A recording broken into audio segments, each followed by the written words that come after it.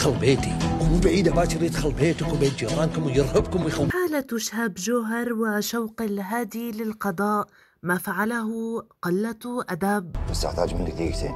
أعرف عنك ولا شيء، شو اسمك، من ولدك؟ بعد موجة غضب اجتاحت مواقع التواصل الاجتماعي في الكويت بسبب المسلسل الذي اتهم بالإساءة إلى المجتمع وإلى النساء، أحال وزير الإعلام الكويتي عبد الرحمن المطيري فريق عمل مسلسل السجين النصاب إلى النيابة العامة، فيما أكدت وزارة الإعلام أنها ترفض بشكل قاطع التطاول أو التعرض لأي شريحة من شرائح المجتمع الكويتي.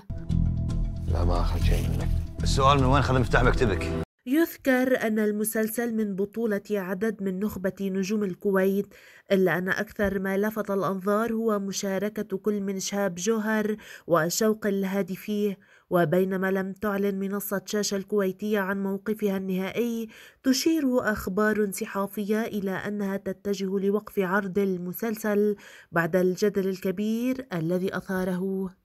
وين شقته؟ نادي القعر. كذابة، شقتها بالفنطاس.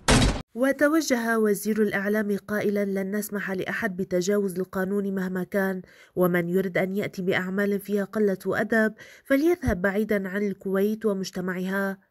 والمسلسل بحسب القائمين عليه مأخوذ عن قصة حقيقية وتدور حول محتال تمكن من ارتكاب العديد من المخالفات وجرائم النصب والاحتيال، ويمتلك مهارات عديدة في الاحتيال على ضحاياه من المشاهير ورجال الأعمال والسياسيين، وينجح في تكوين فريق يساعده في عمليات النصب.